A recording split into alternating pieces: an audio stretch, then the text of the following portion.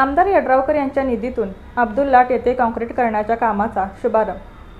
शिरोळ तालुक्यातील अब्दुल लाट येथील इंदिरानगर परिसरात विजय आवळे यांच्या घरापासून अजित पाटील यांच्या घरापर्यंतच्या रस्त्याच्या काँक्रीट करण्यासाठी 30 लाख रुपयांचा निधी मंजूर करण्यात आला आहे.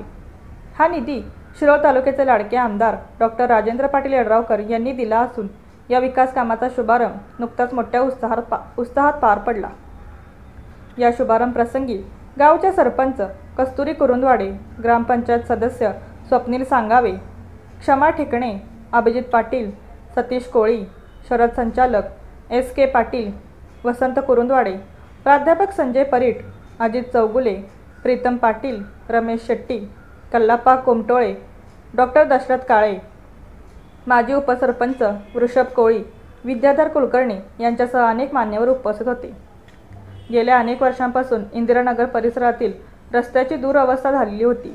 या भागातील नागरिकांना वाहतूक व दळणवळण करताना मोठ्या अडचणींना सामोरे जावे लागत होते. या रस्त्याच्या काँक्रीट करण्याच्या कामामुळे नागरिकांना मोठा दिलासा मिळणार आहे. शुभारंभ कार्यक्रमात स्थानिक नागरिकांनी आमदार डॉक्टर राजेंद्र पाटील यड्रावकर यांचे आभार मानले.